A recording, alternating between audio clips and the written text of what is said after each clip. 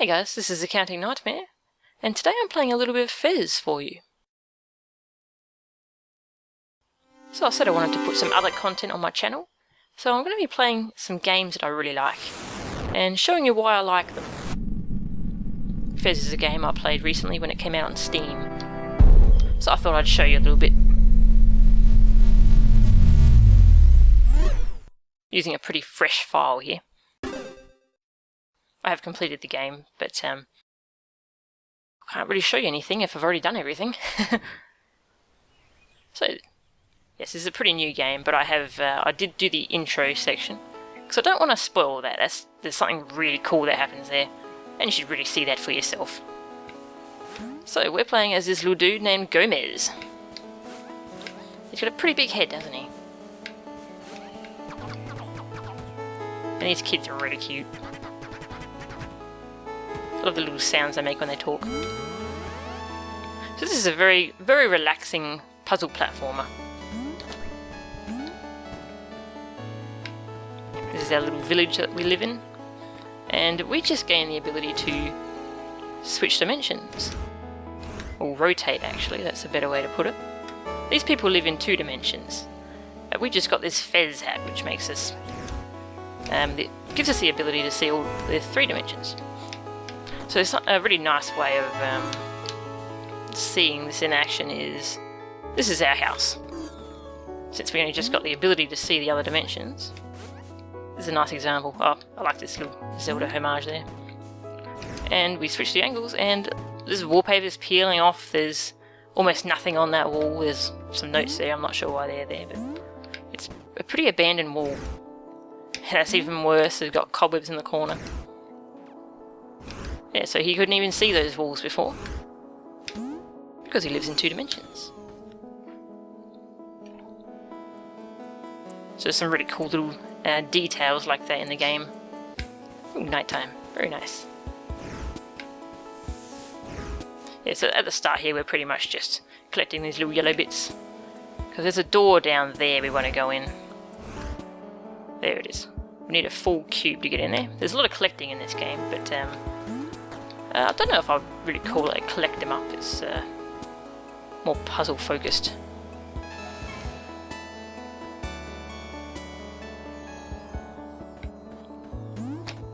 And no yellow bits in here, but there's a nice little puzzle here. You can go through the fireplace.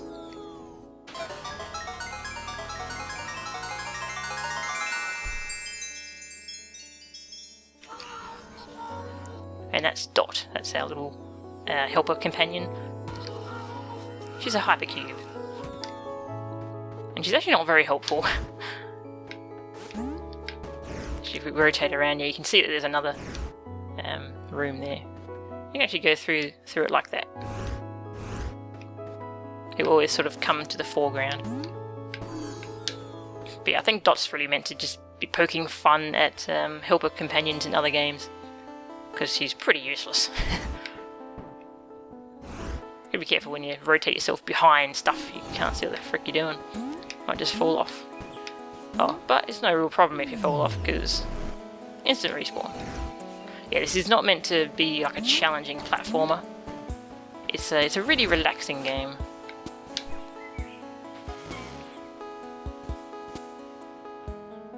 It's more focused around solving the puzzles. And he's got a FEZ hat too, so you can see that he had stuff on all of his different walls.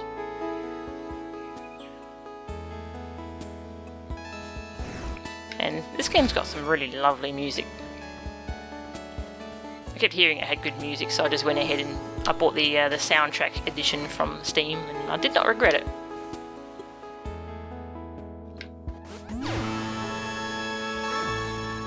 Nice.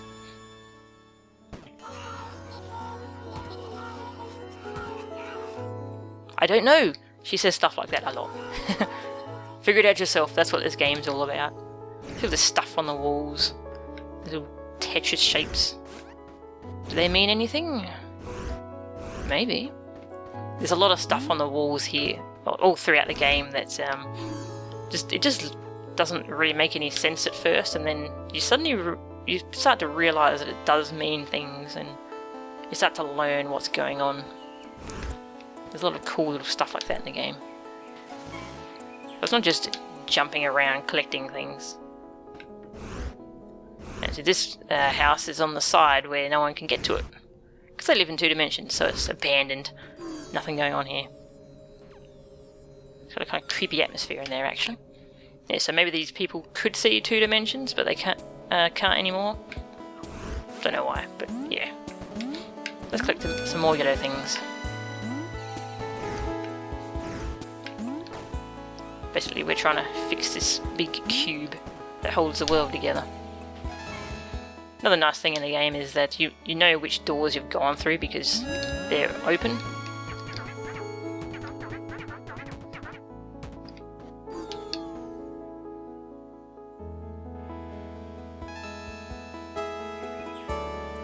It's very easy to see all those doors, they just stay open, so we know we've been in there.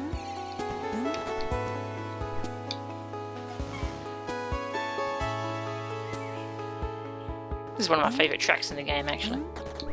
There's some really good stuff later on, though. You can see those are slowly filling up the cube. These are more like mini cubes.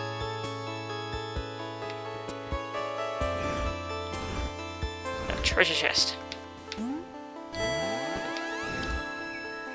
So we can't really get to it from certain angles. Easier to reach it like this. A small introduction to all the rotating mechanics in the game. Another key. I don't think we've got a use for that one yet. But it's always good to collect things. I'm a bit of an obsessive collector, so... Yeah, so these platforms are on completely separate sides until we rotate around, and there we go. The rotating is just, it's really nice and intuitive. It's on the triggers, so whee.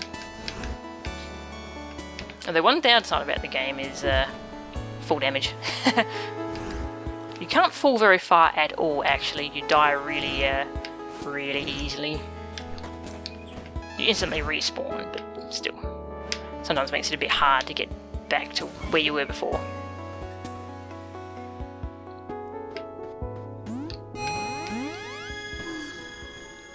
Find a lot of levels have you climbing upwards rather than going down, so the game does try to play to those strengths.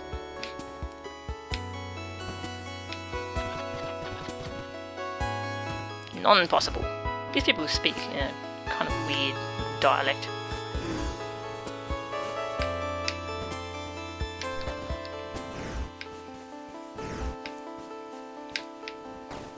Is there any little cubes down here?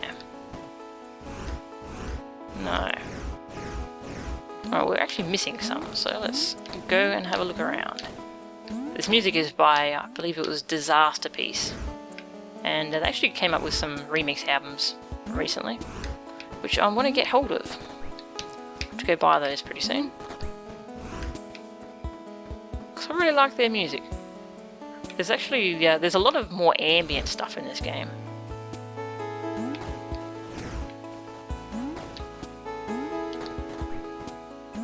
Pretty sure there's a door I haven't been in yet. There we go.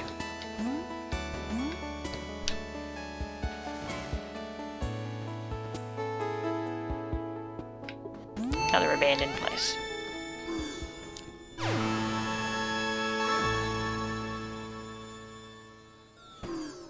There we go. Got a full cube. And those are what we really want to collect in the game. Well, one of the things actually. There's a few different things to collect.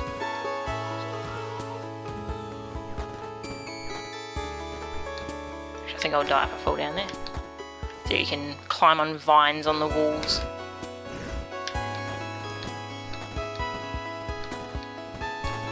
And down we go.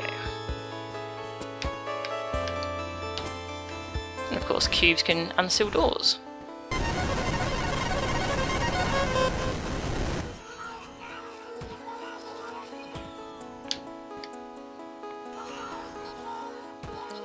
Hey listen, I wonder what that's a reference to. Can't be anything at all. Oh yes, the world map. This world map has got quite a bit of flack, but I actually don't mind it. takes a little while to learn how to read it, but then once you figure it out, it all makes sense. Little arrow, the little lines are what rooms are connected to that room, so you can easily see what areas are coming off of it, and if they've got the silver around them, or white actually, it means there's something that you haven't done yet. If they've got gold, it means that you've found everything, so it makes it really easy to just track things down. And you can also see, like, if there's a place you haven't been. And this is the room we're in now. You see there's like little cubes on the corner. That means that there's cubes we haven't collected yet. Which is handy because there's quite a few of these little things scattered around. Yes, that's one of the things I really like about this game, just the way it's a 2D world, and then you rotate it, and for just a moment you get a glimpse at what the world really is.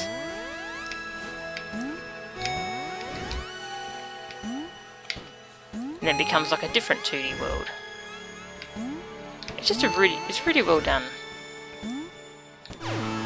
Looks very nice too.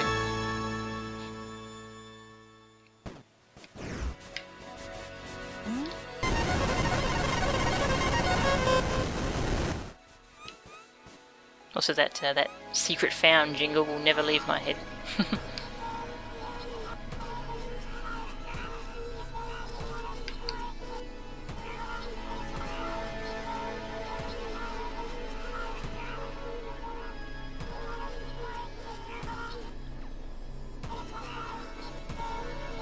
Yes, our little hub world here.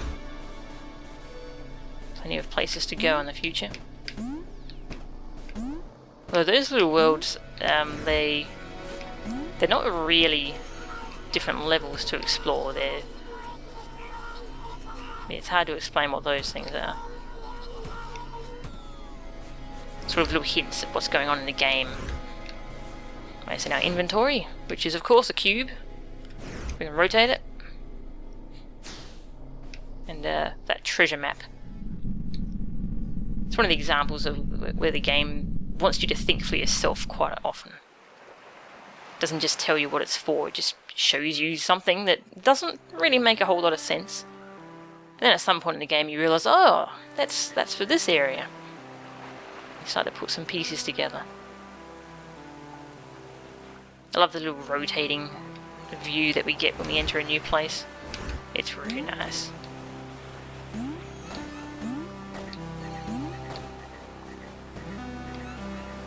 Sorts of strange stuff in this game that you won't figure out for a while, like these little symbols. What are those? But you do figure this stuff out eventually.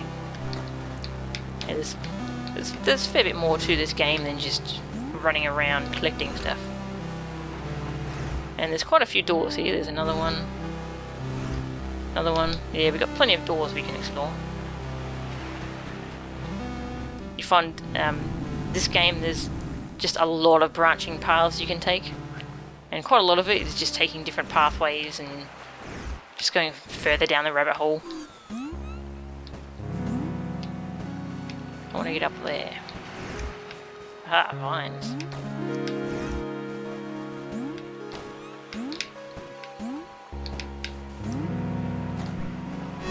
Then at some point you eventually hit a dead end, and then you start going back, finding all sorts of other places.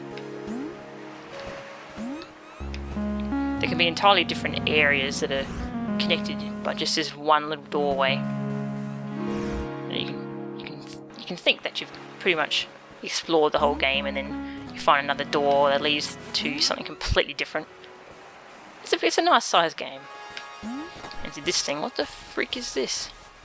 It does mean something, and it is for something, but you don't figure it out until later. That is something really cool about this game, that it doesn't just use the usual Metroidvania sort of thing where you collect something and that gives you the ability to do this new thing. Now you can do a double jump or a, I don't know, spinning, flipping wall kick, whatever. Now you can open this new door. No, it's most of it is you learning stuff. You learning what things mean.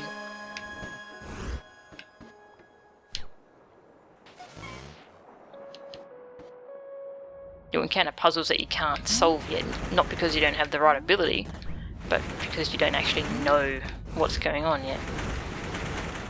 I think that's pretty cool. I'll just wait for this to find me. There we go.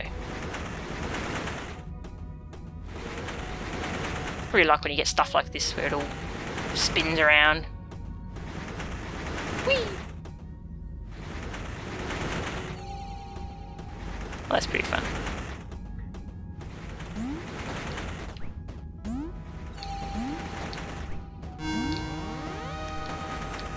There are also some really cool little areas in this game that you won't find unless you're actually trying to get 100%. And by 100% I mean like everything. Because there's an ending you can get, and then after that you can try and go for more. And I highly recommend doing that, because if you just get the normal ending, then you miss out on all sorts of just really cool little things in the game. Some of the best areas are stuff that you won't find until later. You sort of unlock a new game plus sort of thing. I'm not thinking about what I'm doing here. But of course you got stuff like this, you rotate things around. It affects the different dimensions in different ways. And that's where we came from. We can probably touch that vine actually. Yes, we can.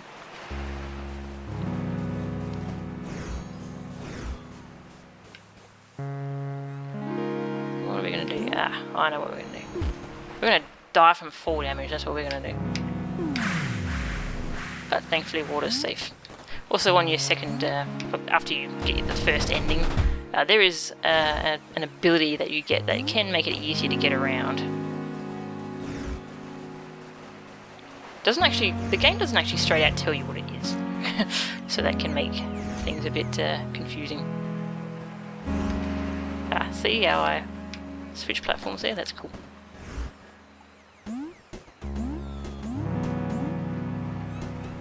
So once you finish your first playthrough, just have a look around the internet if you haven't figured out what your new thing is. Just makes traversing platforms a bit quicker.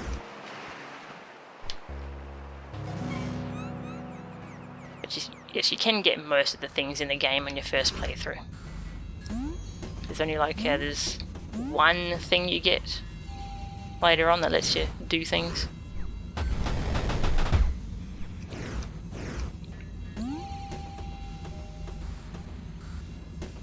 Most of these puzzles that I've seen are pretty simple, but there's some pretty cool stuff later. There, see how those don't line up? Oh, now they line up. Defies physics, but who cares?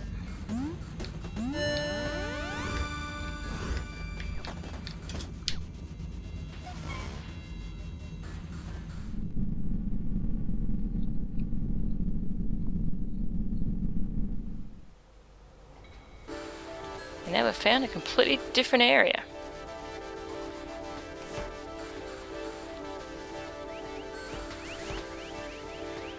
That happens quite often in this game. You're just exploring just a random pathway and you figure, oh, I'll hit a dead end soon, and then suddenly, whoa. It's a new, completely different, huge area.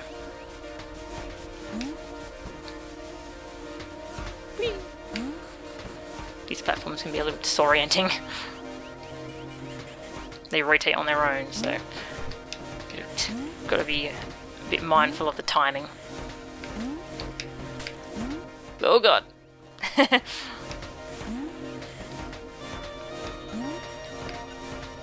Yes, you do get some timing-based stuff like this, but the platforming is never really difficult.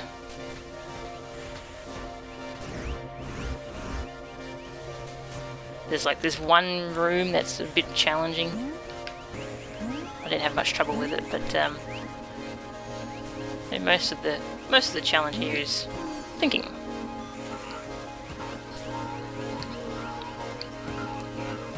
And the handy warp gate.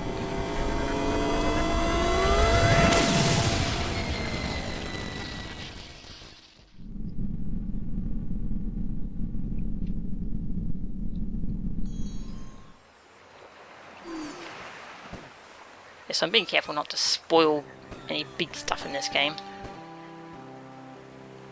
And I'll go to the bell area, and this will be the end, I reckon. I don't want to spoil too much of this game. But you can see on the hub, on the map, there's all sorts of places there. Something really cool is that you can, in the background, you can see what area you'll get to from this particular direction. So I can see, if I go through that door, I go back to the hub world. If you rotate it around, you can see different places in the background, like a little tree. That means one of the doors on this facing will take us to that tree. That just helps you figure out where you're going and how to get there. And I believe this will be a little puzzle room.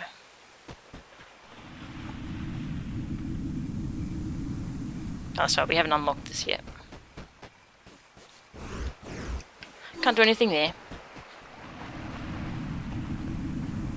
But yeah, these are the purple doors. Usually lead you to some kind of rather tricky puzzle. Well, sometimes they're a bit easier, but they can get pretty tricky.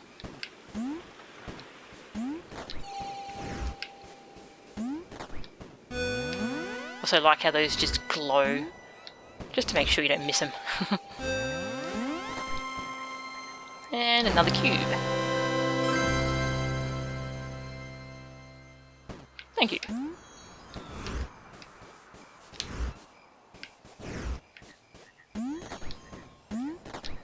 And the bell.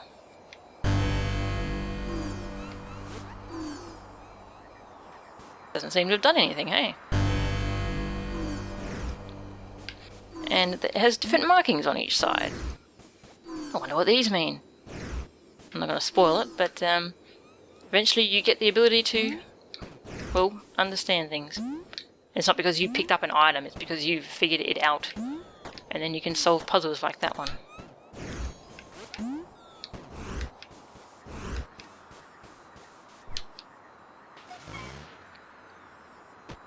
Oh, yeah, I like this area.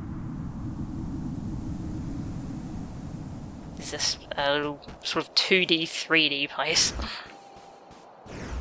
It's like a big, just 2D slab floating in the air.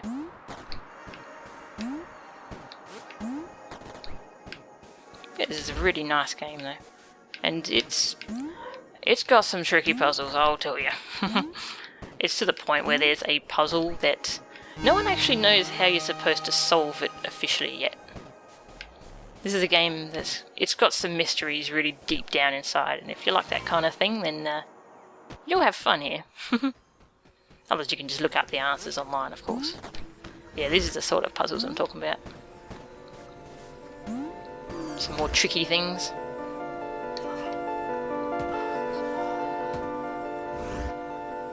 Yeah, she always wonders what things mean, she doesn't actually know. Some more really nice music. So yeah, I think I'll call it there. I don't want to show too much of this game.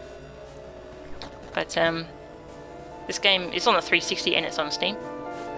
I recommend getting it on Steam. It was just released recently, and they can patch it quite often. When I bought it, it was 1.03, but it's been patched up to 1.06a, I think. Yeah, they're patching it quite often, and they did have some like crashing issues apparently. I never encountered it, thankfully.